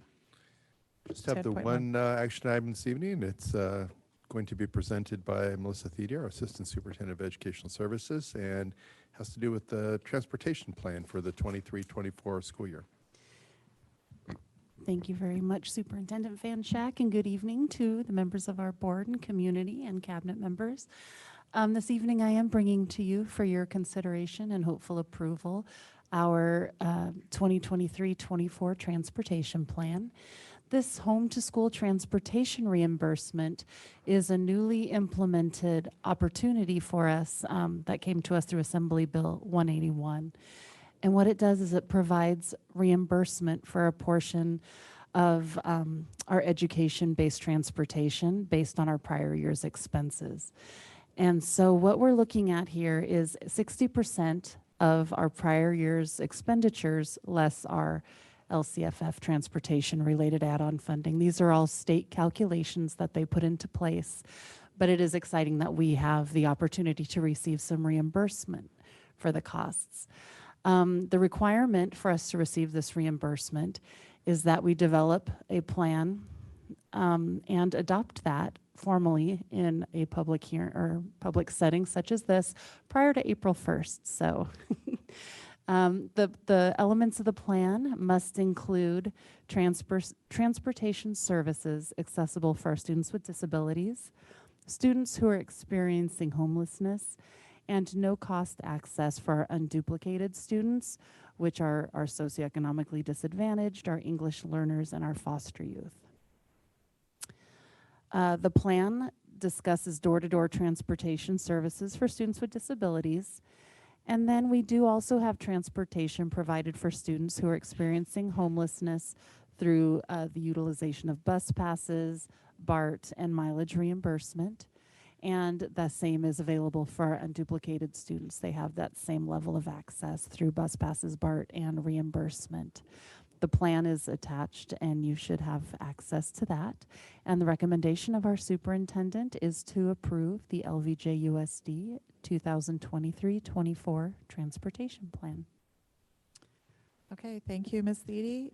I don't have any blue cards. And so does either of you have any questions or comments? If not, oh, yes, Trustee Druin. Is this new, or is this, I mean, this is new. pretty exciting. Transportation costs are a big deal, so to be reimbursed for some part of that is a win. So, you know, kudos for chasing down those state dollars to reimburse. But, so it is, can you tell me a little bit about it? Well, it is new. Okay. It came to us, and I'm going to eyeball over to our Assistant Superintendent of Business if I misspeak or if I leave out any critical elements that you think should be shared. But this was part of the trailer bill that came through. We didn't have a lot of advanced, or at least I didn't have a lot of advanced warning on it, but it became evident to us that we had this opportunity for reimbursement. The plan is it's very light in terms of what was required for us to submit. We just need to identify what our costs are and how we provide the required supports for the identified students. And so it is something typically I don't know that it would come through the Ed Services Department, but because it sort of overlapped our special education and Ed Services brings forward the LCAP, which really supports our unduplicated students. It seemed logical to have me share this with the group. But yeah, no, it's 60% reimbursement minus costs, but it's more than we've received previously. So it's something we're really excited to have the opportunity to achieve for our district, so we can maybe funnel some of those funds towards programs or other opportunities for students. Okay. If there's no further questions, I would entertain a motion. I enthusiastically approve the LVJUSD 2023-24 transportation plan. I second that. Okay, so we have a motion by Trustee Druin and a second by Trustee Guzman. Trustee Guzman, could you take roll? Yes. Trustee Druin? Aye. Madam President Prusso? Aye. Myself? Aye. Okay, so that motion carries unanimously, 3-0. And we're going to move on to our consent items. Does anyone want to remove an item for separate discussion and approval? If not, So if we do them all collectively, I'd like to say something about the Lexia, but it doesn't need to be. I think. Can we comment on all of them, or if we talk about something individually, do we have to do it separately? I think you can make a comment. You should pull the item if you plan to comment on it. If you plan to comment on a specific item, you should pull it and discuss it. So which one is that? It's not much, but 11.7. Okay, so we're going to pull 11.7. So then we'll first approve a motion. Entertain a motion to approve all of the ones that we didn't pull, which was 11.7. And I got to look at them. So I move that we approve all of the consent, 11.2 through 11.15 with 6. minus Oh, sure. You wanna say it minus like that? 11.7. Great. Second? Okay. So we have a motion by trustee Guzman, seconded by trustee Druin. And can we get a vote from our? Yes. Trustee Druin? Aye. Madam Prusso? Aye. Myself, aye. Okay, that motion carries 3-0 for our consent items. And then we're going to move on to our resolutions. Sorry. No. We have to and talk then about we'll, and then we'll do 11.7. 11.7. Well, it says on 13.0 is consent items removed for separate discussion. Oh, I got you. So I was Yeah. right, everyone. Okay. Jeez. You run this. You go for it. I hope Craig is watching. We're waiting all night to say that, haven't you? I was right. Also, I can tell that Madam is hard for you guys. Your Majesty is just fine. You can do that. So I will. Does anyone want to remove a resolution? No. Then I will entertain a motion to approve our resolutions in their entirety. Yes, I move that we approve the resolutions number 42-2223 through 43-2223 in its entirety. Okay. Oh, Second. so we have a motion by trustee Guzman, second by trustee Druin. Now we're going to have a vote. Okay. Madam President Prusso? Aye. Trustee Druin? Aye. Myself, aye. Okay, and those resolutions pass 3-0. And now we are going to discuss consent item 11.7. Correct? All right. Correct. Trustee Druin, you're up. That's so I think part of my, assets and strengths for running was my background in research. So I was interested in Lexia. I wasn't familiar with this, so I did some research and digging, and the scholarship that I found on it supports Lexia as in kind of two ways. That's first is that it's particularly effective for marginalized populations, and then secondly, it's particularly effective for younger grades, which I think is both of the purposes that the district is looking to use that. So huzzah. And then the third point related to that was one of the studies was also conducted by a Stan State student in 2015. So I wanted to give a brief shout out to Maria N. Juarez Tillery, whose work helped to shape policy, because I wanted to make sure that this was, on the up and up and that kind of stuff. So that's when I wanted to share that research awesome. seems to suggest that Lexia is a good program and it's going to do what we want it to do. Well, with that, I'd entertain a motion. Would you like to move? Yes, yeah. I'll enthusiastically move to approve the Lexia Language Learning Agreement. I'll second. So we have a motion by trustee Druin and seconded by myself. And trustee Guzman, would you take roll? Yes. Myself, aye. Trustee Druin? Aye. Madam President Prusso? Aye. All right. Hey, that carries. Like Madam Secretary. Yeah, thank you.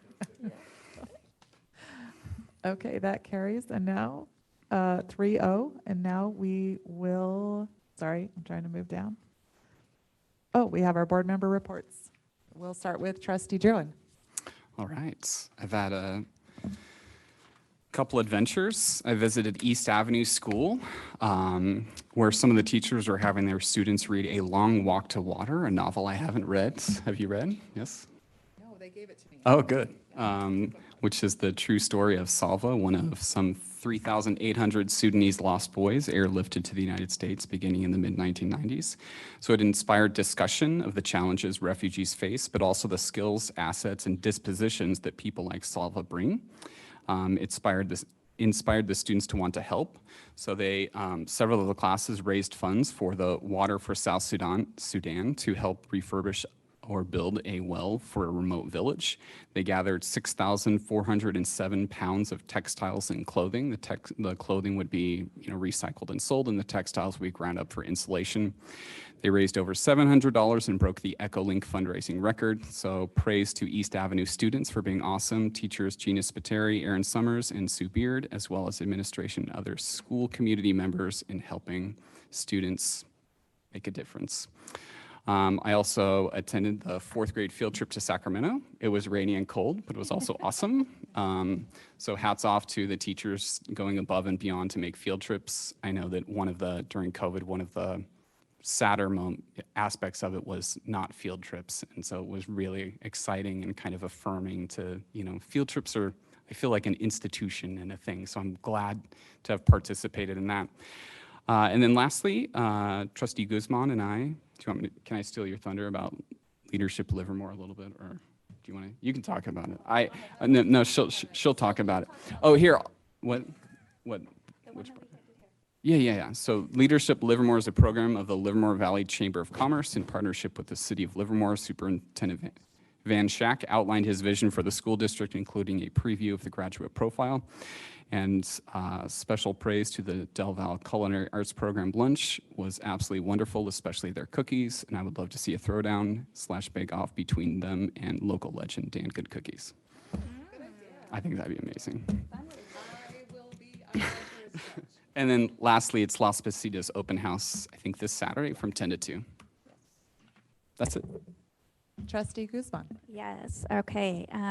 So I did attend the Joel Mitchell award ceremony. It was great, and I got to see the 4th graders square dance, but I also my son's gonna kill me, but he got an award. I'm just gonna say what was it? He was trying to tell me for communidator. And I go, what is that? A community leader? And he goes, no, communidator. I go, what is that? And then I go, you mean communicator? Yes, that one. So, yeah. Yeah. But, okay, but also, I did attend the Leadership Livermore. Trustee Wong and I are in that program. And we started off at Livermore High School, where Kim McNeely, our bond director, she was able to give us a tour of the school grounds, and with all the other community members there, it was beautiful, fascinating. We got to see everything, the new gym, the new locker rooms, the varsity team room, the weight room. It was fabulous. Then, as Trustee Druin mentioned, we came here and heard Superintendent Van Schack give us, it was very inspiring because it was also very data and history combined, and I was very much enthralled. I am one of my strengths, if you follow Clifton strengths or Gallup, is context. So that was probably why I was so into it. And then we did get to go to Las Positas, and what we heard from 2 students that are in the middle college program, one from Granada and one from Livermore High School, and to know that we have that experience, that opportunity available for our students was also great. So thanks. Okay, we had Health and Wellness Committee, and one of the things we discussed was revising our student wellness policy, just bring it up to date. And then I just wanted to say there's some Livermore Learns webinars that are coming out related to health and wellness that I think will be good for parents. And then also I learned about a new program at Junction that through Rotary called Ambassadors of Compassion, which I didn't even know we were doing. But it teaches middle school and high school students resilience and confidence, as well as compassion and mental health awareness.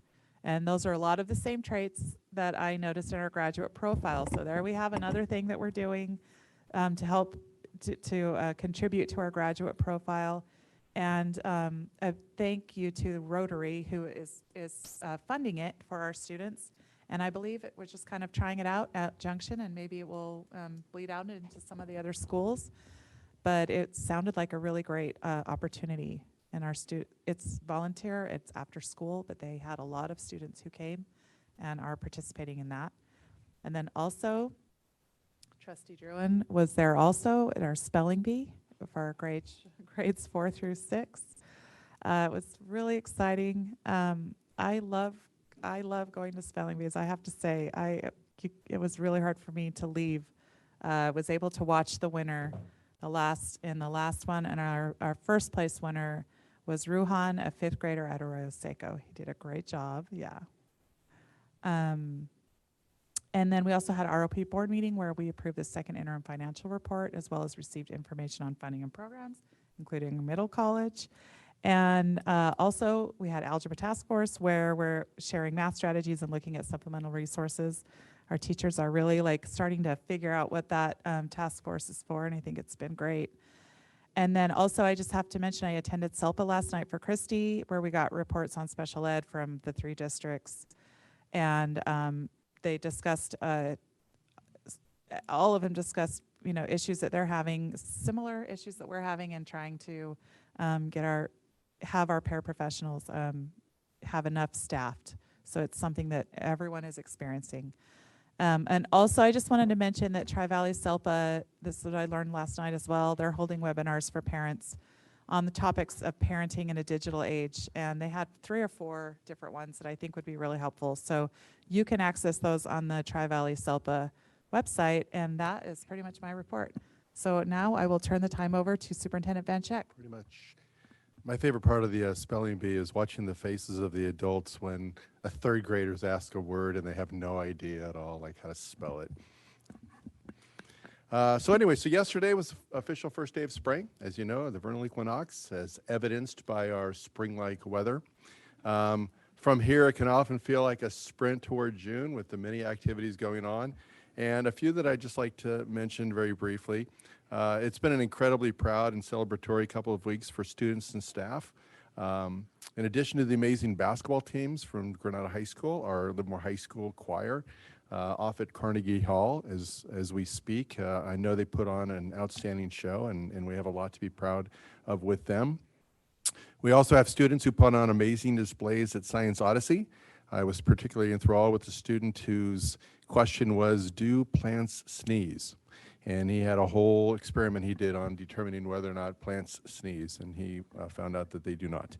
And so many of these students in our Science Odyssey, amazing job. They were also students at the district spelling bee, and so it was great to see those winners. They'll be announced and celebrated at a future board meeting. We also had representatives from Mendenhall and East on hand to receive recognition as top middle schools in the state of California. Christensen was recognized as such last year. As was mentioned, Leadership Livermore, which is a group of involved and very interested community leaders, took time today to visit Livermore High School's gym and their wellness center. And they came away with great things to say about both of them. As our students mentioned, spring sports are now in full swing. Our teams are looking impressive. The boys baseball team at Granada is currently ranked #1 in the North Coast section. And the softball team at Granada is ranked 4th, so that's a great start. Baseball and softball at Livermore High School are also both ranked in the top 10 in their division. So it's great to see ongoing success in sports. I think we're all looking forward to spring break, which is just a week and a half away, and then it will be followed by an amazing 2 months of the school year with dances and awards and all kinds of things that when we get a chance to celebrate our seniors, it feels like this is the first time we're really going to have a full-scale in-person graduation in the last few years. So we're all looking forward to that. So that's what I have for tonight. Okay, it looks like this meeting is now adjourned at 8:54 p.m. No.